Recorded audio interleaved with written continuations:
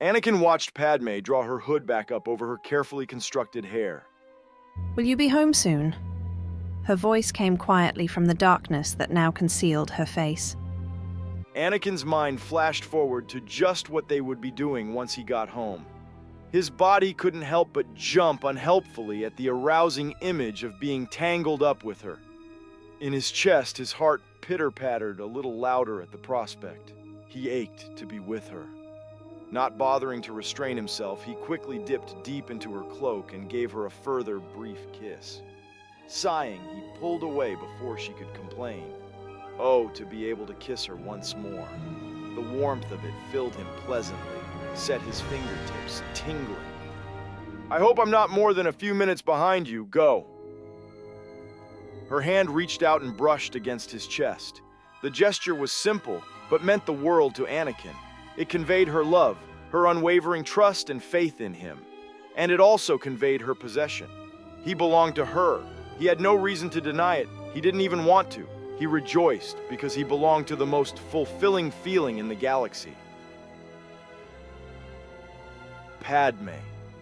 He didn't stand and watch as she slipped behind a column, moving away from him with stealth.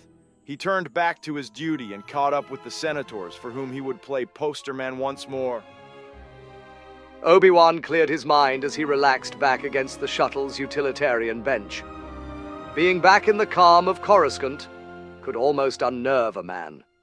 Sieges, battles, daring rescues, battles with Sith Lords. The recent past had had it all. It had been exhausting. Even Anakin, who only needed to hear mention of a battle to light up, had seemed to tire. In fact, the boy had been longing for some time to be back in the peace of the temple. Perhaps it had been wrong to abandon him to the gossip mongers, the politicians and the news crews. He felt a little guilty. Even as he sat there, letting his aching body take pleasure in the almost foreign feeling of complete stillness. It niggled at him like the twinge in his lower back. Not entirely at the forefront of his mind, but there and on his conscience. He should have been standing shoulder to shoulder with Anakin now, as in all their confrontations. Shrugging it off, Obi-Wan told himself he was being ridiculous, that if the boy could pass his trials, decapitate a Sith Lord after such a short time as a night, then he could surely face a few questions from holocrews. He stood up as the shuttle drew close to the temple. Yes, of course Anakin could handle it alone. Surely it would take twice as long as Anakin did the work for both of them. But he was a Jedi. He could handle anything. Fair enough.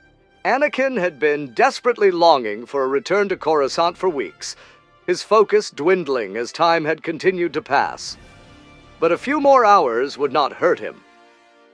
The doors parted in front of Obi-Wan, and he tried to be light-hearted as he stepped off the transport. Unfortunately, guilt doesn't allow one to be light-hearted, no matter how inconsequential the matter. Grunting at himself about going soft in his old age, Obi-Wan crossed the plaza. Begrudgingly, he stepped into the open doors of an identical shuttle, which pointed in the direction he'd just come from. Apparently today, it was to be postermen. Anakin's face did not register the shock he felt as Obi-Wan appeared at his side and diverted some of his attention. Thankfully, he drew some of the questions to him, too, and left Anakin a little freer. He continued talking of the spectacular crash landing, the battle, the war, all to the rescued Chancellor as a handful of hovering camera droids watched on. But he had to wonder why his fellow Jedi had returned. Anakin's eyes briefly drifted to where Padme had not long ago pressed herself behind a column, waiting for him with her breathtaking news. Surely Obi-Wan did not suspect. No, I'm afraid Grievous lives to fight another day. He was appropriately contrite as he allowed the impromptu, highly visible press opportunity to continue. It droned on without his full attention, however. Obi-Wan had ensured that. He could not have returned simply to relieve Anakin of his burden. Had he seen Padme? Had Obi-Wan felt the spike in excitement the mere second eyes had been laid on the senator? Anakin suspected something had tipped his master off, though he wasn't sure. He would be doubly careful to protect against revealing their secret in the future. Still, his natural curiosity could never be repressed, it would seem. Why was Obi-Wan here? A half hour of grateful appreciation and hero worship later, and he finally got his chance to ask, as the two of them were left alone. I thought you could use some help. You've seemed quite tired, Obi-Wan explained with a smile. Anakin's mind whispered a quiet blast as Obi-Wan automatically led the way to where the regularly timed transport back to the Jedi Temple was just lowering itself to the pavement. So long for his few minutes, he'd promised Padme. At this rate, he wouldn't return to her for a number of hours. It was like Obi-Wan had a sense for when he was about to once again break one of the very tenets they lived by, and had showed up to prevent his transgression. He stepped up into the transport, momentarily ducking his head against the doorway, then sinking gratefully into a seat beside his friend. He wanted to be going in the exact opposite direction, away from austerity and rational calm and the Jedi Temple, to the luxurious passion that awaited him in a large apartment midway up 500 Republica. But he took comfort in the chance to be off his feet. Today had been a very long day with a very bad start. The 4 hours in hyperspace before blasting into the battle above Coruscant had been considerably more taxing than usual, perhaps because of the delights that awaited him on planet. And he hadn't even then known of the added surprise she held inside her. Whatever the reason, he relaxed in the comfort of a brief respite and allowed his mind to form a quick plan. I know how much you've been looking forward to returning, Obi-Wan noted beside him. Playing right into Anakin's hands. Things could not be more perfect if he'd just pulled a mind trick on the weakest of beings and put the words into his mouth himself. I need some time to myself, to meditate and refocus. My connection to the Force has been out of balance for quite some time, he fluidly replied to the Jedi Master. Obi-Wan faced forward thoughtfully, but seemed to take Anakin's words at their face value. Perhaps we can share a meal before I return to my room? I think I need to eat, first and foremost, but after that, it could be some days before my mind is clear. Very well. I would enjoy a meal, and shall spread word that you're not to be disturbed until you emerge on your own, Obi-Wan kindly offered. He sent Anakin the briefest, curious look, but turned away again. Anakin decided it would probably be best to ignore his friend. After all, he was lying. What did he have to defend himself against that questioning look?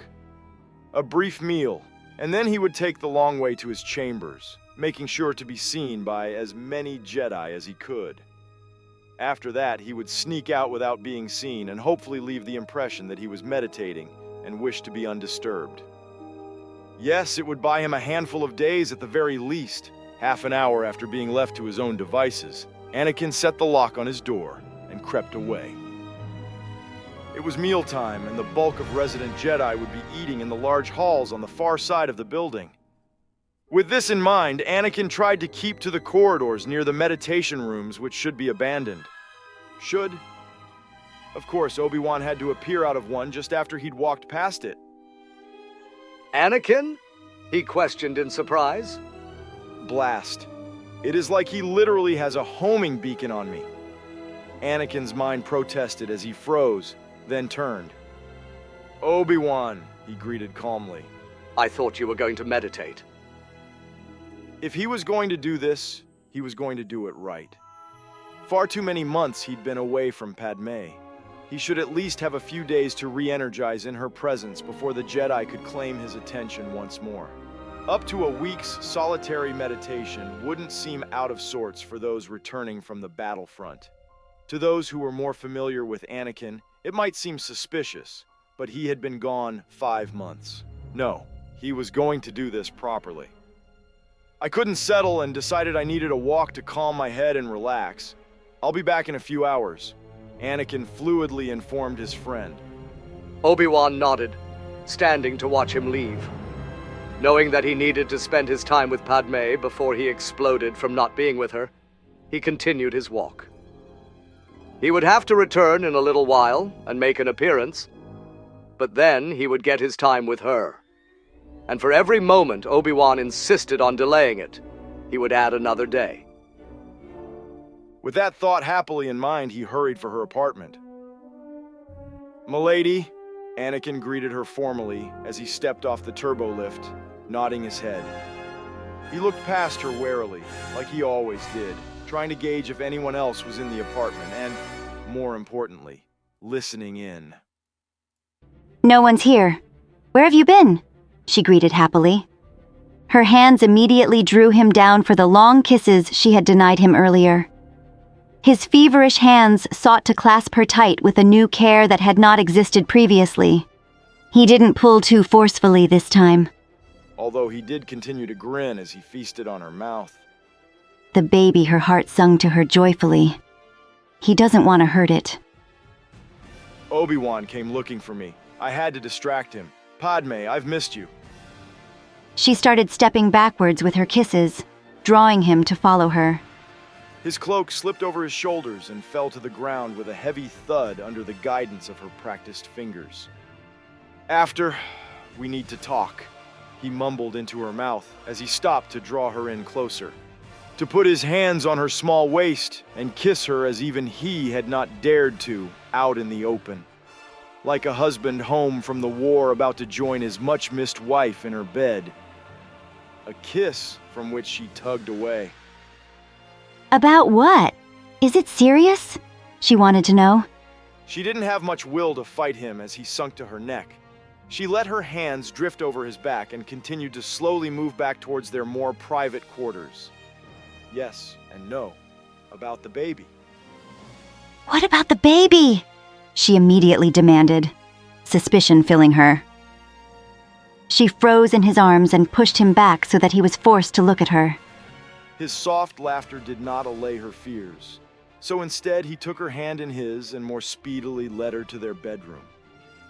"Don't be afraid, it's not bad, Padme.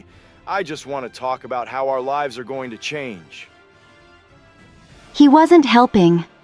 She was, for the first time in her life, starting to really fear something. The unknown.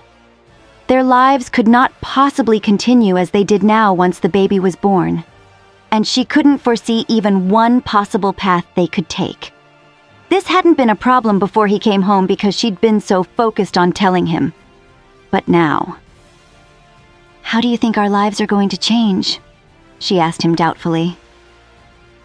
He stepped through the doorway and his face lit up in a grin at the sight of their bed, ready and waiting. His pulled her into his arms and started kissing at her unresponsive lips once more. "I think everything will be all right and we'll be together. I haven't thought about it beyond that, because all I can think about is you," he told her honestly. She relaxed a little in his arms at his response, then curled her hands over the strong muscles outlined beneath his shirt. His hands wandered her body amorously, and she took the opportunity to savor his strong embrace. Her months of missing him seemed to all come to naught as she cherished the rough skin of his chin with her lips. "Padme," he groaned under his breath as she reached for the clasp on his utility belt. Then she understood his hands weren't simply reacquainting themselves with her body. They were searching for the hidden access seam, and they'd just found it. This time, when he snuck back out, he kept his feelings stretched well out in front of him, and by some miracle, managed to avoid Obi-Wan. It was with a sigh of relief that he stepped outside the Jedi Temple and hurried away towards a public transport, without a single glance back. Evading any querying eyes tonight didn't seem to be as easy as usual. Maybe it was because more people recognized his face. Or maybe it was because concentrating on making them forget they'd seen him was that much harder with something else on your mind. Something big, huge, wonderful. A baby. Padme was going to have a baby. He forced himself to take a deep, calming breath as he slipped into the turbo lift unnoticed. A quick punch of a security code and it was heading uninterrupted for Padme's apartment. Now if only he could calm down. There were so many questions in his mind. quieted somewhat by spending the afternoon with her, but still there. He understood very little about what was going to happen, and now felt hopelessly inadequate. Padawan gossip provided his uneducated mind with the absolute basics of how she suddenly had the beginnings of their family inside her. It made his mind shields shoot up, lest anyone nearby catch the graphic images. But should he ask her about the rest? She'd said it was about 5 months old, the same period of time he'd been away. And with thoughts of being away from her, Anakin's mind turned from what they'd created to where it lived, in Padme's swollen belly. Padme. He grinned as the doors slid open, her presence already washing over him. It calmed his thoughts, relaxed him, and filled him with visions of her, though she was nowhere to be seen. It was easy to track her down, though. He leant up against the wall, feeling the slightly cooler night air once more, waiting for her to notice him while he stood and watched her. She was so beautiful, already in her nightgown and taking down her hair. Perhaps he'd lingered a little too long at the temple, missed this wondrous sight. His lightsaber made a small banging noise as he leant in the open doorway. She didn't turn, but he could feel her smile, and it caressed him softly. "Tell me about when you were gone," she asked, her back still to him. Finally, every hair was free, and it tumbled down her back. She reached for a tie and started pulling it back to wear to bed. But try as he might, he couldn't remember much of anything from the last 5 months. Save. "I missed you," he lamented. And it was true. 5 months. It was the longest time they'd been apart yet, since they'd been married. And it had hurt like he wouldn't have believed. It almost started to hurt again now, thinking about how much had been happening at home that he'd been missing out on. Not politics or Jedi business or even scandal, but this baby. It had totally transformed her while he'd been away. It had started its life and grown so big already.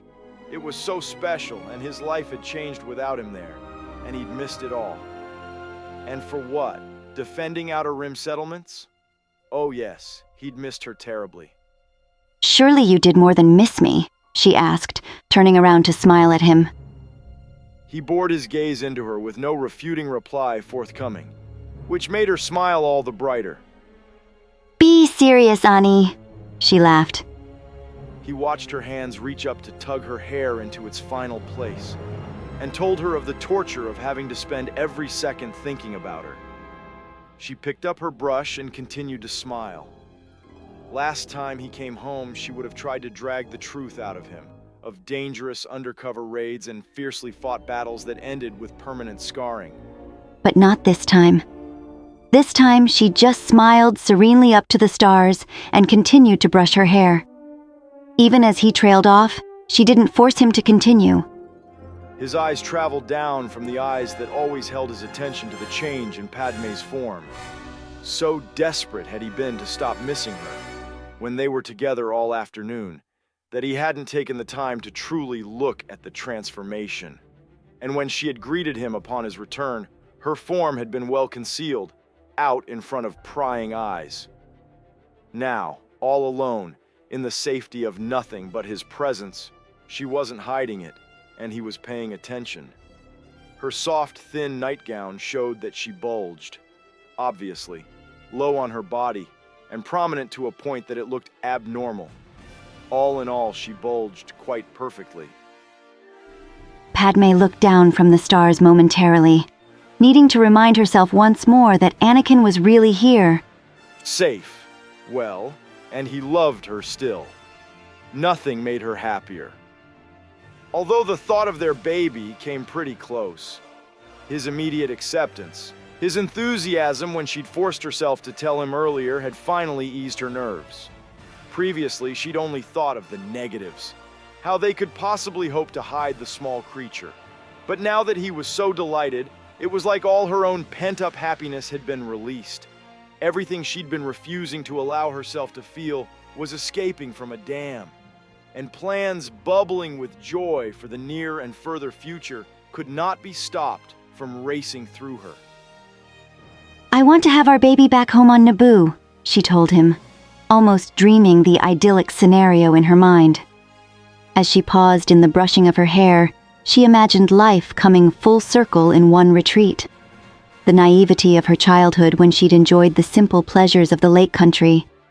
Nothing more than swimming and relaxing in the sun, to fighting so hard against falling in love with her very young Jedi protector, to marrying the same Padawan who by then could not keep his eyes or his mind from her, to having her own baby, starting her own family, secreted away where no one would know amongst the vast lakes that were so removed from the outside world. Yes, it would be the perfect place to have their baby. She immediately thought of one of the smaller rooms on the far side, where she'd once hid quietly for hours during a game. The doors that opened onto the young gardens.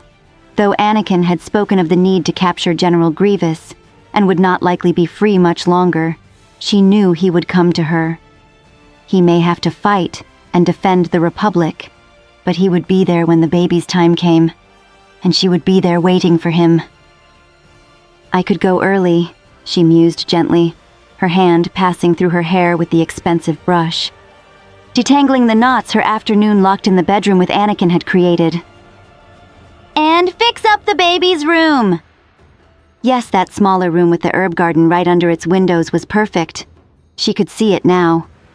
The curtains opened in the early morning sunlight, vines softening the harshness. In her mind, it had already been picked out. Across the hall, there was a handful of larger bedrooms, if memory served correctly. The two of them could change rooms and sleep down there, near the baby. And the ornate furniture of the intimate study would, for now, make way for a nursery. Just like in her own life, politics may need to leave her be for a little while. "I know the perfect spot." She thought of the sweeping paths and lush plants that twined around each other, connecting the ground floor rooms and eventually leading to the lake. Of the trees that grew tall perfectly, without overbearing, that shaded without blocking the light. Her hand briefly caught once more as she thought of the beauty. "Right by the gardens," she mused to him, her eyes unfocused for a brief moment, and it was almost as though she could see it in front of her, that she was there already. "You are so beautiful." Anakin knew that most people, for some reason he didn't quite understand, didn't say such things, but he only spoke the truth. She was so beautiful. She kept moving, refusing to allow his eyes to settle on one spot. In consequence, his gaze danced over her fervently, reminding him that his imagination had not gotten out of control while he was away. How he remembered her was nothing compared to how beautiful she was standing in front of him. Right here, right now. Her mind far away and dreaming of such details as where her baby would sleep. His gaze flicked down to her belly again.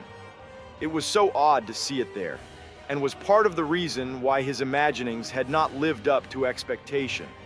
Because his imaginings had never though to add such a physical manifestation of their love to her body. Her beauty didn't come from the fact that she was his though. Her beauty came from her. How such simple thoughts could please someone who had lived all her life surrounded by opulence and wealth. How the thought of being hidden away in Naboo's lake country once more made her happy. Even though every time he'd accompanied her there, it was because they were forced to hide something. Her body from attackers, their precious marriage from Obi-Wan, and now their baby from Jedi. Through all that, it still represented peace and tranquility for her. Even though she'd have to leave and hide from everything she worked her life for. The Senate, the chance to help the galaxy's defenseless, peace. She would give all that up to hide her baby and let it start its life sleeping in a perfect room. Yes, she truly was beautiful. "It's only because I'm so in love," she tried to work around his compliment. She turned to smile at him, that brush finally nearing completion, and his heart swelled at her confession. Love did not make her beautiful. The way he felt about her made him want to clasp his head in agony sometimes. It was so utterly consuming. That she could return his love was what brought it from something akin to infatuation on his part to overwhelming passion. No, it's because I'm so in love with you, Anakin insisted, his face lighting up. I love you, his heart sang out in silent joy. She stopped brushing the silver through her hair but had turned her full attention to him now. He was nothing, if not in love with her. So love has blinded you? She trapped him. He paused, caught. Was she so beautiful because he loved her so? It was hard to separate the two notions. They'd always been one in his mind. She was beautiful even in the dark when she lay softly sleeping by his side. She was beautiful when he was on the outer rim, as far from her as he could be. Her presence in his awareness when his eyes were closed in meditation was beautiful. Was that his love manifesting itself instead? It was impossible to understand, he decided. But she was beautiful. Had his love blinded him? He would not be able to tell because he'd never stopped loving her enough to see if she was beautiful without being in love with her. Well, that's not exactly what I meant, he conceded, giving neither option the chance to triumph. But it's probably true, she forced upon him, and they both laughed. She collected up her hair things and started to return inside. Even as she was moving towards him, she couldn't help but notice how handsome he'd become. How handsome he'd been when they were married, but even more so as the years had passed. And now, here, all alone with her, on the verge of starting their family, she had truly never beheld anything more stunning. Though she didn't pretend to understand the Force, she could understand how Anakin must feel to sense the feelings of others. Because looking at him right now, casual against the doorway, yet his entire focus seemingly centered on herself, she could feel nothing but love. From inside herself and emanating from him, it was love, pure and untainted. Innocent in that way Anakin had, where nothing had come between them yet, and he truly believed that nothing ever could. Not one thing would stop them from loving each other. She let herself slow down as she reached him, just as he righted himself and unfolded his arms to hold her. There were no more words that needed to be said. Right now, everything was as he'd said it should be, as she'd refused to dream of. Wonderful. On their wedding day, they had both been plagued by the inherent fault in a senator marrying so secretly to such a scandalous figure, and a Jedi marrying at all. And the fact that their wedding night would be the last time they saw one another for an unknown amount of time. But here now, there was none of that regret. No sense of wrongdoing, no impending sadness. Unlike their wedding day, this truly was the happiest day of her life. Though she wouldn't admit that to him at the moment, it would puff him up far too much. Did it matter if he thought she were beautiful only because he was in love with her? Not one bit. Because the fact remained, he loved her, just as she loved him, and just wonderful. "I'm going to retire," she told him when she finally pulled away and started heading towards her bedroom. Without having to turn and look, she pictured him carrying out a familiar routine. That of the first night back. His hand waving to lock all the doors and set the security systems because he couldn't bear to trail that far behind her that he stopped to do them all manually.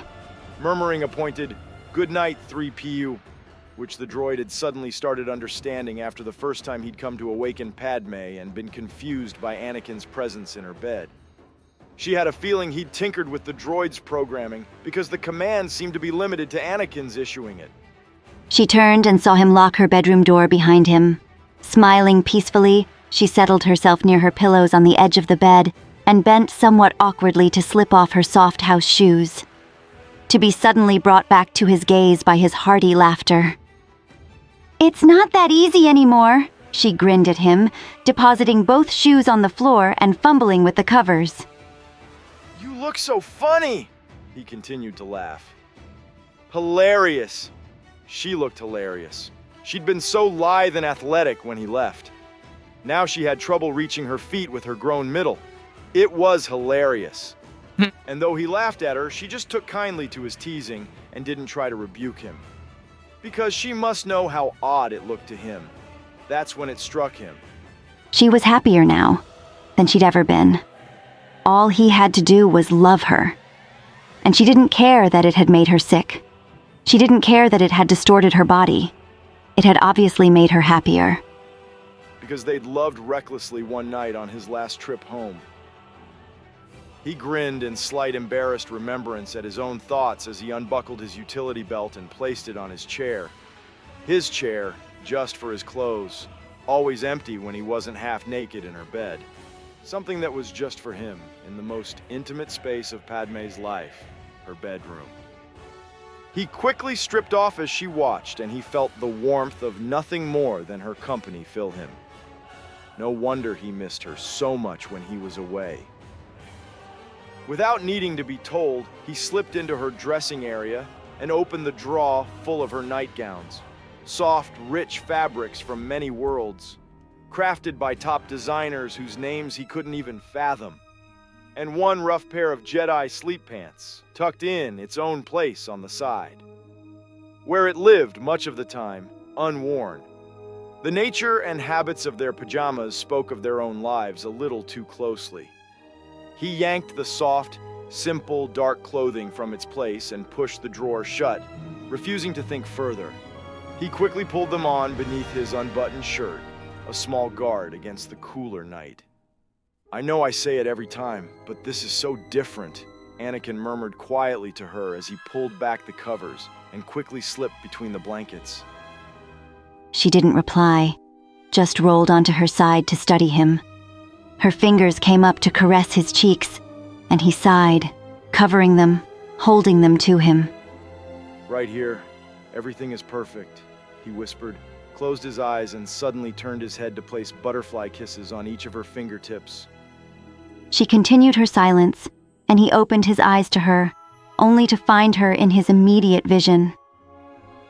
He let his eyes close again, feeling intensity in one of her simple kisses that outdid anything he'd felt in the last 5 months. Unlike all they'd shared that day, this kiss was soft, held no desperation, only the culmination of tranquil love from both. It continued on as thousands of speeders passed by outside, unhurried by anything at all. Eventually, Anakin brought a hand up to cup her face when the sweetness got so much that he briefly lost his equilibrium. The feeling of her fingers on his chest and along his scalp was incomparable bliss, and he loved it so. There was not the hunger of their earlier kisses, when both had been so full of deprived lust they'd barely had time to secure the door. But the longing to be joined was always there. Briefly, Padme sighed in his mouth, then pulled away, rolling onto her back. Sad though she was to give up Anakin's precious lips, it had to be done. What had been uncomfortable had transformed into pain. "What is it?" Anakin asked throatily, his eyes not opening beyond half-lidded when she disengaged. Wriggling around on the bed, she moved onto her back. "Not you. It hurts being on my side," she explained to him. She could tell that was one justification he did not understand. Sometimes she had to wonder if Jedi Masters taught their younglings anything, because her husband was as naive as Pooja, more than just some of the time. "The weight is different and my back hurts," she clarified softly. She turned her head slightly to watch his reaction, and briefly had to ponder what he was going to do when this baby decided to make its entrance into the world.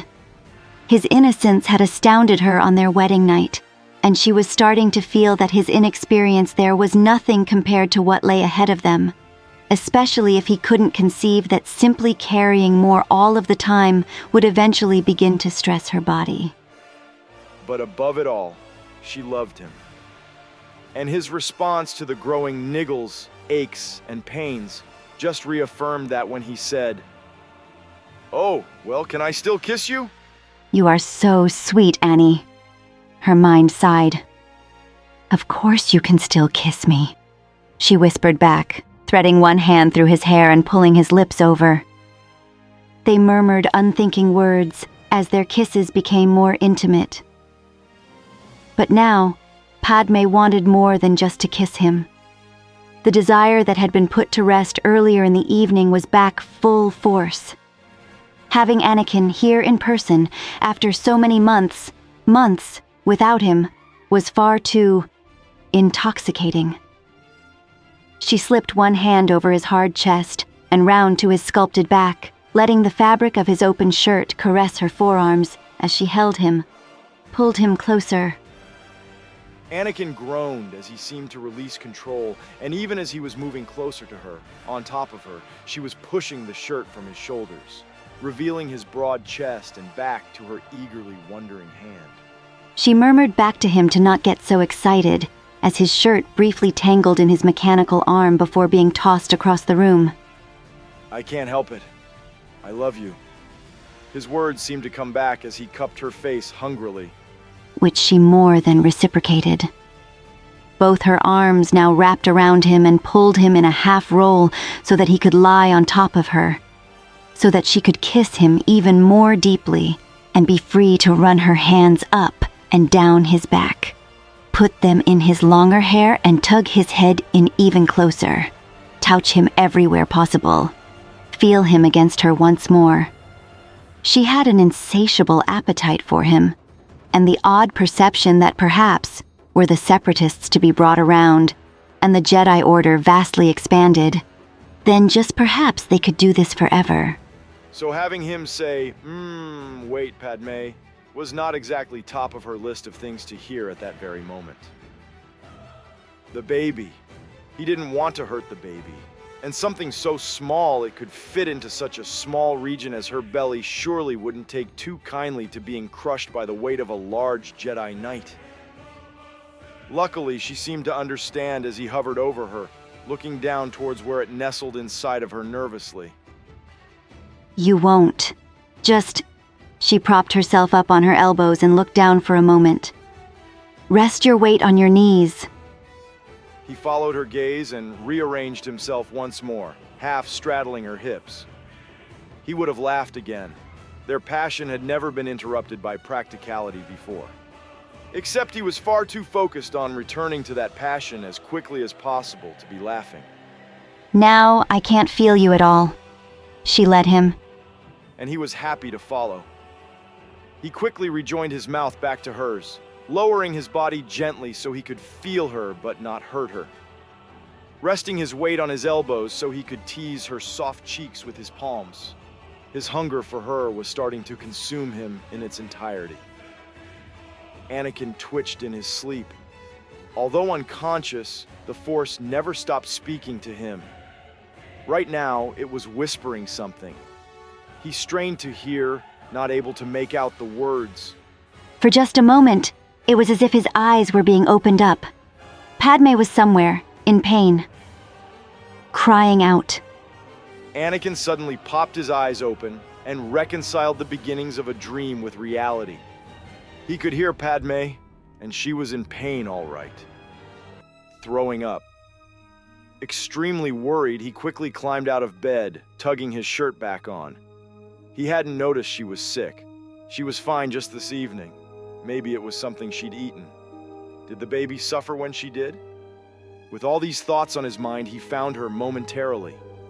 In silence, he caught the rest of her hair and swept it back behind her, lovingly running his fingers over her scalp but not saying a word. Alarmed, he watched on as she must have emptied the contents of most of her stomach. No, this definitely couldn't be good. For her or their little one. He ached to see her unwell.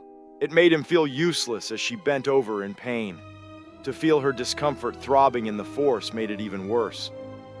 Finally, she settled back on her knees, leaning her head back tiredly.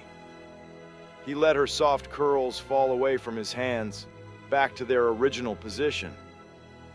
Luckily, she'd tied some of it back before she went to sleep.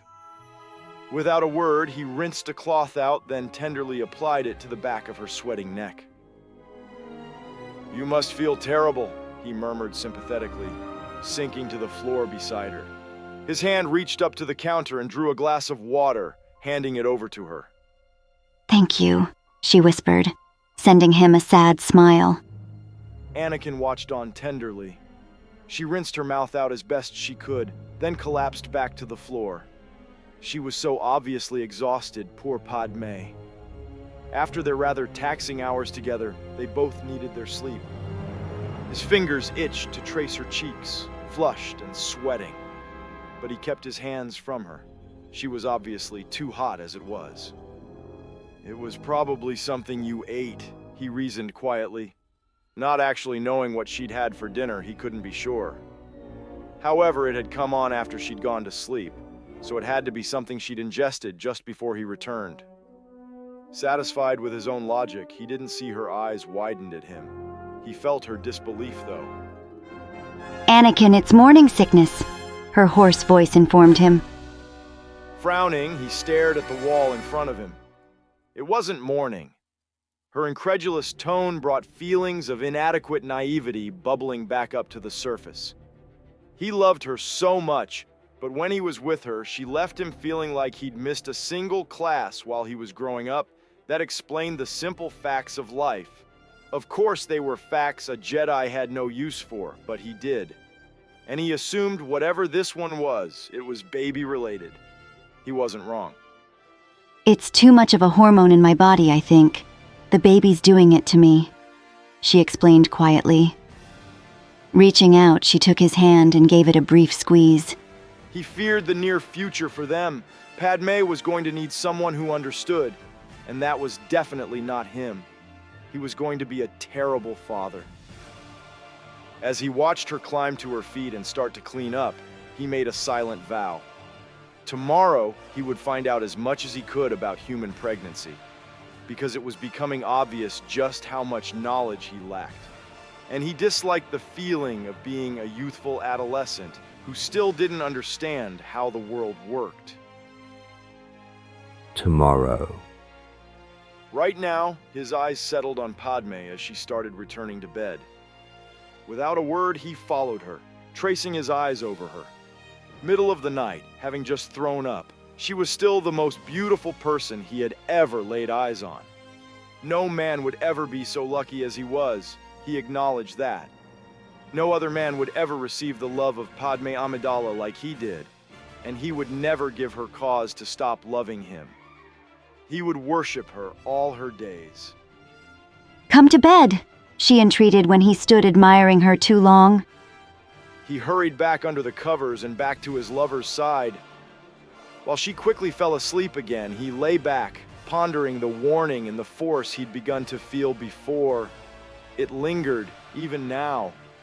He wondered if it'd been there just since his dream, or if it had been there before that. There was a vague notion that nothing had been right since his encounter with Dooku, or had it been making planetfall on Coruscant. Anakin let a small smile creep up onto his lips as Padme's eyes opened sleepily. "Hi," he whispered, the soft light of the rising sun drifting across her tangled hair. She gave him the barest of grins, then reached out for his hand without a word. He lay beside her in silence, fixing her with an intense stare that was powerfully returned. "I should get up and—" she finally started, but he raised their entwined hands to her lips to hush her. "I want us to go back to Naboo. Now," he said quietly. Her eyes widened in alarm, but he continued before she could interrupt. "Something is brewing. Something elsewhere. Elusive. Like a Farley," he murmured, referring to a Nubian children's treat they'd once shared, that continued to grow once exposed to air if you did not slurp down the sugary bubble fast enough, until it exploded over you in a gooey mess. "I feel like it's here, but if we leave it won't explode all over us." She smiled sadly, kissed his knuckles, and drew their tangled mass of fingers away enough for her to speak. The war isn't over, and Palpatine is asking for executive power over the budgeting committee's heads. I can't leave now, and since when have you wanted to run from a fight? He grinned and tugged their hands to his own lips. She got a long, slow, open-mouthed kiss that made many promises on her open palm. If we were to leave everything else behind, someone else would start eating until it was all gone. If we stay, we could never eat fast enough. Her eyebrows turned down at him, and he knew he'd perhaps taken the metaphor a little too far. But it accurately described what he felt, in the Force, and in his heart. Something larger was happening, surrounding the Senate, the Jedi. The attempt to kidnap the Chancellor was too ridiculous in its inception. He was amazed Count Dooku had let it get as far as it had. Although he didn't know what it was, he understood the feeling inside him. The one he'd felt in pod races just before the speeder in front of him exploded and sent shrapnel flying his way.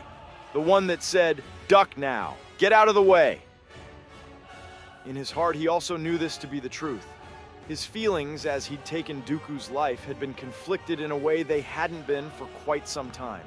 Continuing his own involvement in the war would be dangerous until he took the time to understand what was happening inside himself.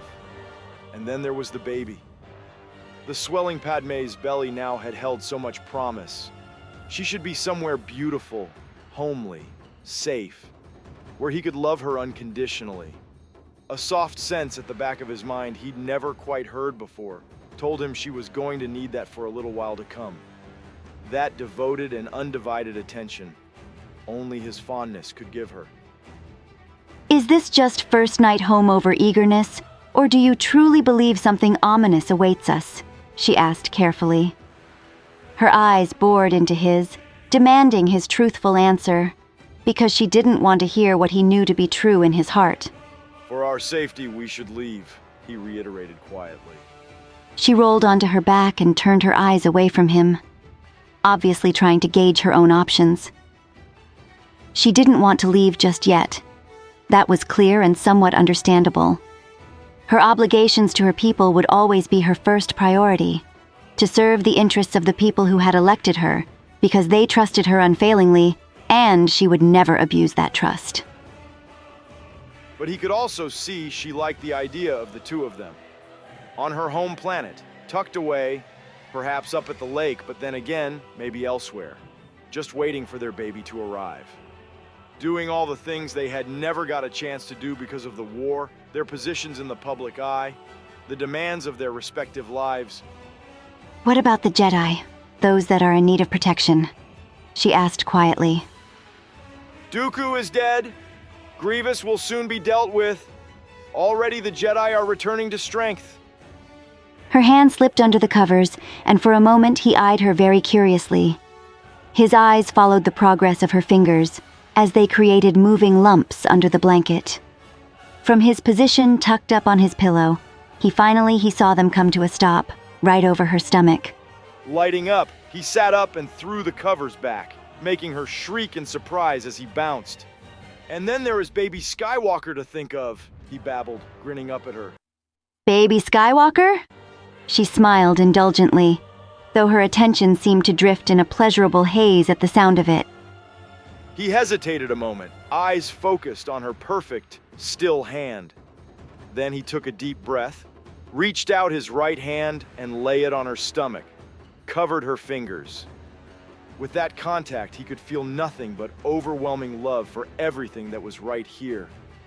Padme, the way her belly swelled with the assurance of hope growing steadily inside. Padme, Padme. He was complete in her presence. What's gotten into you? She smirked up at him. Her other hand came up to cover his, and he couldn't help but light up. I'm going to Naboo and life is going to be very perfect for a little while. He looked at her meaningfully and waited for her response, desperately hoping that it would be for him, praying that she wouldn't put duty first. Not this time. He didn't think he could bear it this time, because he truly sensed nothing good for them if they remained here much longer.